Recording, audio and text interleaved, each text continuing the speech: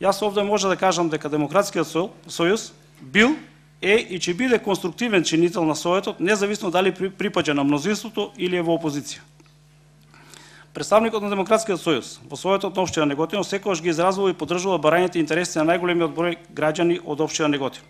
Активно учествува во донесувањето на многу битни одлуки од значењето за граѓаните на општината, било тоа да се програми за работа на одделни сектори во општина Неготино, буџет на општина Неготино, донесување на урбанистички планови, одлуки за изградба на инфраструктура и така натаму.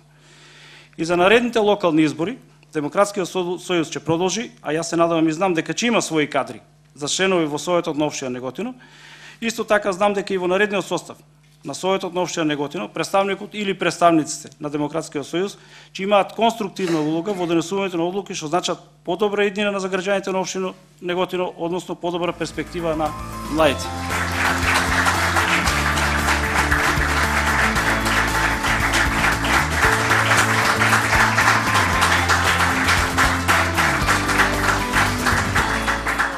Се надам дека вечерова имаме добра можност да отвориме некои прашања, битни и за граѓаните на Неготино и пошироко. Значи, ние ги замисливме овие трибини малку поинако, бидејќи досега беше да дојде некој да одржи говор и после тоа да се оди, така да во основа ги оставаме прашањата на крај немаше време и тие што зборуваа се заминуваа од ваквите трибини. Значи, сакаме да смениме да биде интерактивна оваа трибина, да можат да прашуваат граѓаните, да поставуваат одредени прашања, но и да дават идеи и своји коментари, дискусија. Мислиме дека на тој начин ќе бидеме по-продуктивни. Господине Павле, сакам да ве прашам, дали ги започнавте преговорите внатре во коалицијата со партнерите околу поделбата на градоначалничките места? Јас сум председател на пензионерите тука. Имаме проблем ние со имотот наш, со пензионерскиот дом. И покрај тоа што има комплетна документацијата, дека е одназградено, инвестирано, тој не се води на наше име, не можеме да го придобиеме. Еве, може година и пол се трудиме така и еве последниот пат пак поднесов документи уште еднаш, фанав адвокат, дали може некој на тоа поле малку да помогне. Друг проблем, имаме една екипа од медицинари, формираме еден иницијативен одбор за повраќање или поновно отварање на породилни дом. Се работи за едно прашање кое не е проблем на пензионерите, мислам, не е од интерес, тоа е од интерес на сите граѓани, кај нас па и пошироко, и Демир Капија, нормално. Тенденции и активностите што се обавува во овдека во општината за донесување на планска документација како и утврдување на локација, се дојде до одредени констатации и до одредени разлики во мислењата помеѓу тоа што треба да биде градба и тоа што треба да биде иднина на овој простор. Па, моето прашање би било во тој аспект, значи, кои ќе бидат наредните тенденции во натамошниот развој на стопанските субјекти во општината и развојот воопшто на населението и неговата иднина на овие простори. Јас би сакала да прашам, како прво, за индустријските зони. Зошто толку многу се касни во Неготино со индустријските зони? Затоа што во сите градови се направија многу објекти, поготово во комшиите, а кај нас се уште нема ниту еден објект во индустријска зона. Тој што е во парламентот подеднакво плата зима и таа плата сите ние даваме. Нема тој право да рече јас сум во опозиција, не сум крив за ништо. Како не е он? Он има подеднакво исти обврски како секој таму да работе, да дава проекти, да дава идеи, а не само една општа трка да станува, без разлика дали во парламентот, така и во Советот тука и во сите градови. Пошто луѓето не тргнуваат од тука, да ја да се кандидатират за советник, да дадам некој допринос, него тргнуваат, повеќе дај да се мушна некако таму, па војаќе има тоа е така. Треба сега во овој период и ние, а тоа повеќе нас ни сервираат кои луѓе да бидат и во Совет и така натаки. Основно е, сега е времето и најдобрите луѓе да ги ставиме тука. И да мислат сите, тие се тука во локалната самоуправа да дават идејни проекти на граѓаните. Бе, сега дека што граѓаните имат, али ние имаме основно право, да ги избрали и така натаки, и така натаки. Сакам да кажат да си ја исполнат обврската према нас, граѓаните што се ја дале довербата. Господин, јас сум од Пепелиште. Не знам господинот Павле дали е запознаен од советникот негов, од градоначалникот. Се прави Пепелиште на депонија многу голема и сменета е локацијата на депонијата. Еве, носам подписи од Пепелиште, од Криволак, од Неготино. Сакам да ми одговори да видиме до каде е таа работа, што е работа. Оти од таму сега кај што града депонијата идат подмодите води во Пепелиште. Што пиеме вода. И се трудиме сите. Значи, има многу прашања во Република Македонија кои заслужуваат соодветно внимание, за кое што треба да се разговара, но еден од најизразените проблеми во Република Македонија е проблемот со невработеноста. Затоа што деновиве многу се разговара за тоа околу наталитетот, демографските движења. Значи, еден од главните, клучните елементи за младите да останат во Република Македонија, младите од Неготино кои што се школуваат, кои што ги трошат средствата на родителите, многу битно е да се создадат услови да останат тука, да развиват општината, а во целина се развива Република Македонија. Значи, тоа е еден најизразен проблем во Република Македонија. Демократскиот сојуз на претходните парламентарни избори ние излеговме со програма, бидејќи одевме заедно со ВМРО-ДПМН, уште други 22 политички партии. Ние сметаме дека владата мора да подготви една сеопфатна програма за отварање на нови работни места. Ние сме коалиционен партнер, тоа беше вградено во заедничката програма и владата во изминатиот период од година и пол се обидува на ова прашање да даде одговор, меѓутоа тоа е тешко прашање кое што не може да се разреши за кус период. Меѓутоа сметаме дека и остануваме како партија дека мора владата посебна програма да разработи се со цел младите да остануваат во Република Македонија, да создава услови. Некои не критикуваат дека тоа е сепак прашање кое што не може владата да го разрешува, прашањето на вработувањето, тоа е пазарната економија и така натаму. Значи, она треба да создава само услови за да се развива бизнисот, за секој што има иницијатива, можност да создава бизнис. Меѓутоа, повеќе од јасно е дека како во сите други држави прават програми, ако може во Соединетите американски држави да се прават посебни програми за вработување, тоа треба да се направи и во Република Македонија. Вие знаете дека има широки можности за инвестирање, дека се создадени тие законски предуслови. Македонија можеби е една од најдобрите бизнес дестинации, но сепак недостасуваат странски инвестиции. И во оваа насока сакам да нагласам дека развојните зони се една од можностите за позабрзан, подинамичен развој, меѓутоа не може се да се разреши сите отворени проблеми околу вработувањето преку овие развојни зони. Јас се надевам дека тие ќе се развиват, ќе се шират. Веројатно владата има поконкретни информации во која динамика ќе се разрешува прашање во Неготино и сигурно дека е добро да има таква развојна зона која што ќе акумулира голем број на пресе стручни кадри кои што се невработени, кои што секојдневно заменуваат во странство, тие ќе останат тука. Ова насока и идеите за, не знам, да се гради челичана тука, па сега автомобилска индустрија, делови за автомобили. Мислам дека тоа е начин за ангажирање на голем број на невработени или некои што биле вработени, па сега не се стручни кадри кои што ги има доста во овие региони, Неготино и Кавадарци пошироко. Тоа е добро, меѓутоа како одговори на прашањето околу депонијата, околу можноста за загадување, бидејќи овој регион правенствено живее од земјоделие, од одгледување на винова лоза, значи продажба на грозје, на ракија, вино, мора да се води сметка меѓу другото и за еколошките аспекти. Но јас останам на мојот став дека може се, но треба да има контрола граѓаните. мора општината Неготино, соседната општина Кавадарци и другите општини мора да изградат механизам да имат контрол увид што овде се одвива. Како што треба да се види, да се контролира што се фрла во депонијата и треба низ тие вежба и активности да имаме точно увид граѓаните во Неготино да имат права информација. Права информација се разбира, освен општината, тука е битен да функционира и невладениот сектор, невладените организации. Сигурно дека друга една тема која што е битна, освен економскиот развој, дали низ овие сега, бидејќи власта е веќе 6-7 години сме на власт, како се однесува према борбата према корупцијата, криминалот.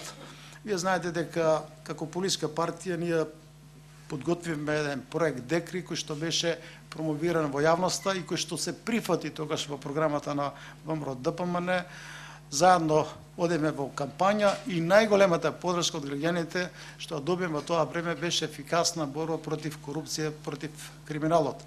Морам да признам дека во натамошната фаза на неговата имплементација не доби директна подршка од страна на владата, бидејќи некои структури, посебно оние што беа во Државна комисија за корупција, мислеа дека ако се формира една агенција за борба против криминалот, дека на тој начин ќе им се земе работата. И друго, имаше спорно прашање дали е можно имотот да се конфискува. Некој, ако се стекнал на нелегален начин, на криминален начин, дали тој имот може да се одзема. И тогаш и сега тврдам дека секој оној што е злоупотребил службената функција, што е злоупотребил довербата на граѓаните, ако се стекнал со имот на тој начин, тој треба да се врати на граѓаните. И во оваа насока, и поред тоа што имаше експертски коментари дека не може конфискација, за после 2 години да добиеме директива од Европската унија која што инсистираше во нашите закон, во кривичниот закон, значи во нашите закони да се предвиди меѓу другото задолжително одземање на имотот стекнат како резултат на злоупотреба на положбата, на функциите што ја добил некој од тие што се стекнал на овој начин имот. Ние веќе немаме кадри од опозицијата што треба да ги гонеме. Тие правеле што правеле криминал, 6-7 години беа истражувани, обработувани, се поднесоа кривични пријави против голем број на носители на функции. Ја сега треба да анализираме актуелната состојба, дали сега некој од актуелните носители на функции, почнувајќи од, не знам, некој шеф во локалната самоуправа, градоначалник, па се до директори на големи јавни предпријатија, министри и така натаму. Јас сум убеден дека постои криминал, тој не е искоренет, тој е присутен во државата и затоа таа борба треба да продолжи со исто темпо како што беше во почетокот кога граѓаните ни ја дадоа довербата. Вие знаете дека неодамна имаше една акција, имаше криминал организиран и во Неготино и мислам дека и врапците знаат дека се работи тука за криминални активности. Голем број на компании укажуваат дека не е можно нафтата да се продава поевтино од пазарната цена. Сите знаеме ги тоа, требаше таа работа да се инициира, да се притисне, да излезе на виделина, но за секој случај тоа е добар случај како треба да се работи, да се делува, да се действува, бидејќи на тој начин избогатување брзо сепак има крај. И затоа јас во проектот за декриминализација Декри инсистирав меѓу другото да има заштитна мерка од земање на имотот. Тој што се стекнал на криминален начин, тој што ги злоупотребил или ги искористил врските со власта, кога тогаш и тој што му возможил треба да плати. И имотот треба да се конфискува, да се врати од таму каде што е земен. Имотот треба да биде на државата, на граѓаните. Сакам сега да поменам малку на некои прашање битни за сите граѓани, како за граѓаните на Неготина, така и за сите граѓани на Република Македонија. Но јас сакам како тези, како дилеми да ги поставам што после 10 декември, доколку не добиеме. Можеме ние да продолжиме и натаму да бидеме конструктивни, да преговараме или да глумеме конструктивност, меѓутоа да се влечат работите и пак да не дојдеме до решение никакво.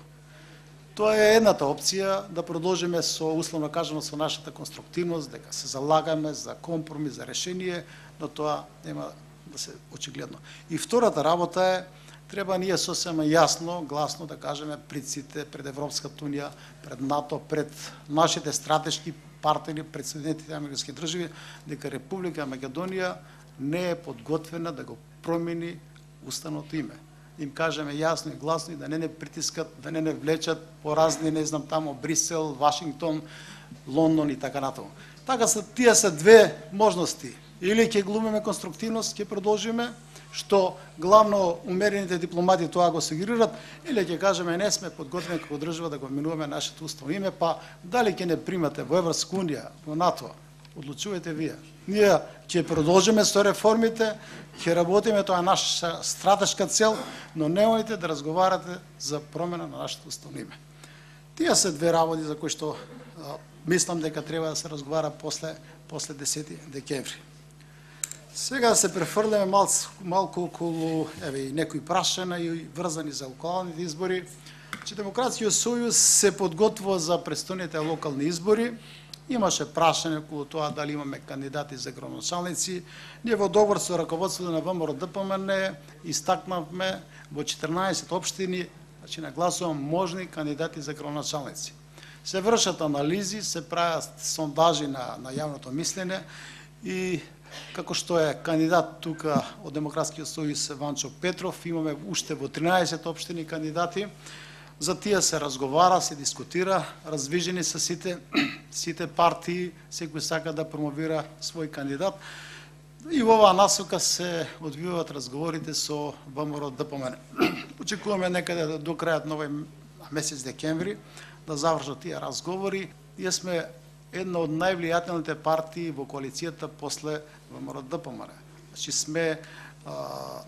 имаме општински организации во 52 општини, имаме над 27.000 членови и сметаме дека сме и добро организирани и подготвени, сме силен политички субјект и затоа сметаме дека ако сакаме да победуваме, ако сака да победува коалиција, треба да се води сметка да има еден баланс, сите да бидат застапени и на советнички листи, и на листи за градоначалници, и се она што значи коалиција и предкоалиционна соработка, предизборна соработка, но соработка и после изборите.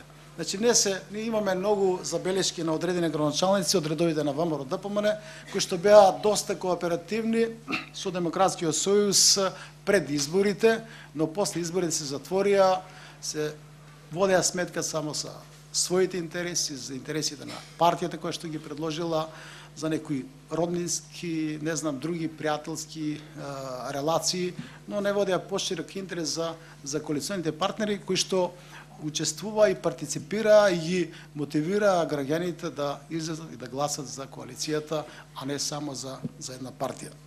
Така да разговорите се во тек и се надам дека ќе постигнеме договор за заеднички настап.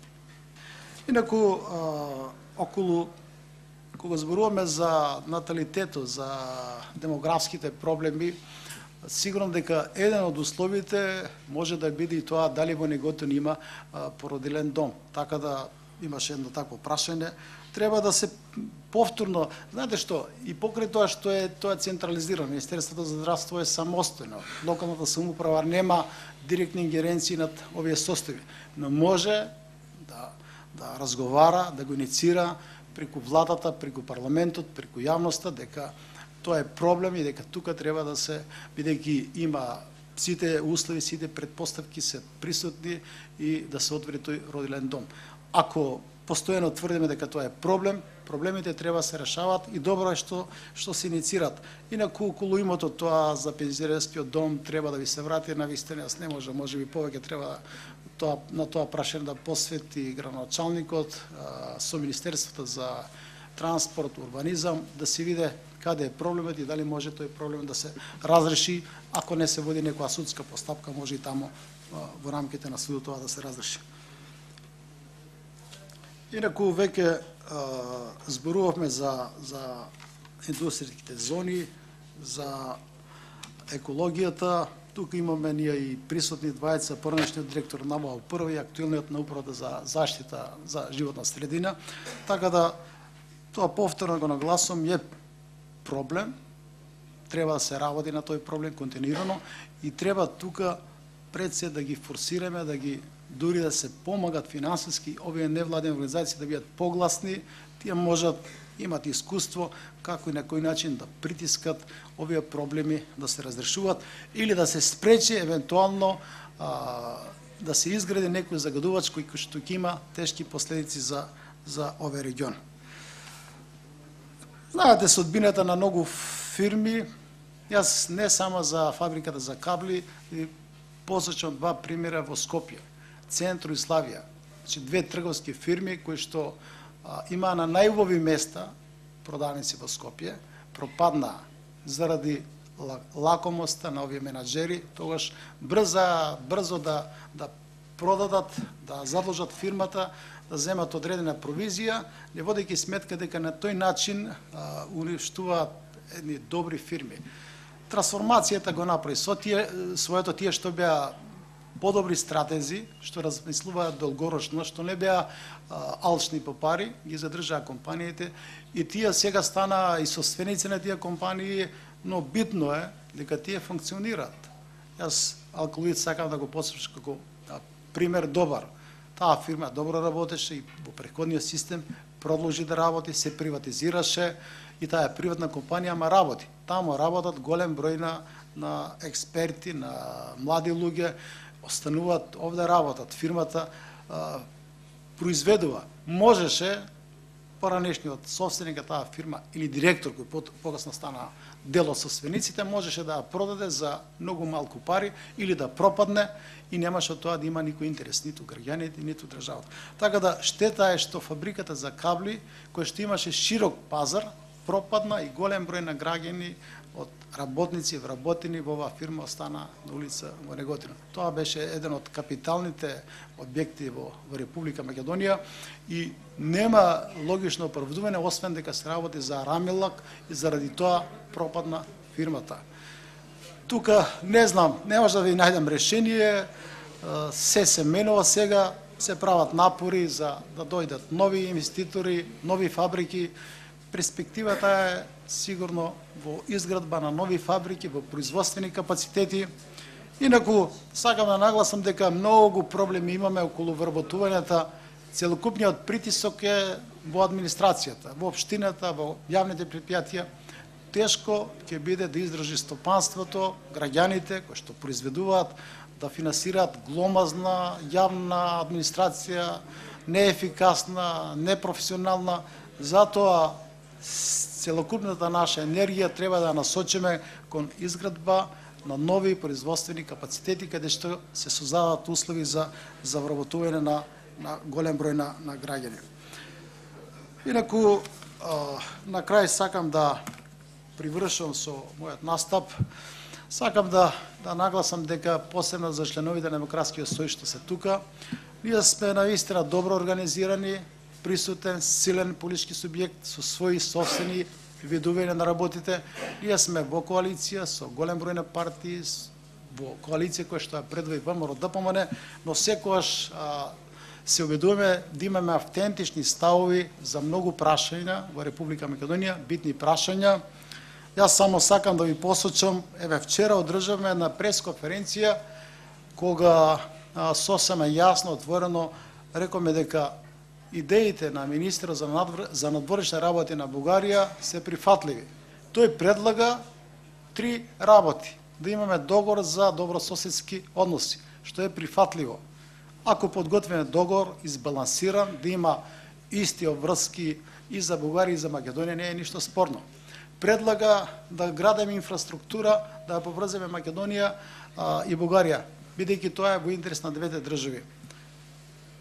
Уште во 1993 година, како резултат на договор се отворат нови гранични премини со Бугарија, Република Македонија во Клеполо изгради објекти, направи пат до тамо, од бугарска страна тоа не се направи. Значи, ние имаме интерес да се развива таа инфраструктура во енергетиката, не знам, железница, патна мрежа и не е ништо спорно. трета работа бара да постои некој тело, совет, некој кој што ќе разгледува повремено соработката помеѓу двете држави, ќе анализира, ќе проучува и ќе дава насоки дали тоа што сме го договориле се одвива на тој начин. Значи први излегуваме со таков став и покасно, значи му создаваме услови, министр за надворешни работи и потврди тие стави. Меѓутоа проблем е секош партиите калкулираат како ќе биде тоа разбрано, прифатено. Ови го кажам како пример дека ние секош имаме изграден собствен политички став за одредени прашања. Можеби некоја што граѓаните ќе го прифатат, можеби ќе го негодуваат, ќе го коментират. За секој случај, секојаш настапуваме самостојно, со своји идеи, со своји ставови, ги презентираме пред граѓаните, а тие се што одлучуваат дали одредена партија работи согласно интересите на државата, согласно интересите на граѓаните. Јас можам да ви кажам за себе и за сите што се со мене, дека никош не тргнуваме од собствените интереси. Секогаш тргнуваме од интересите, од стратешките интереси на Република Македонија, од интересите на граѓаните и така ќе продолжиме. Благодарам, да сте живи и здрави и се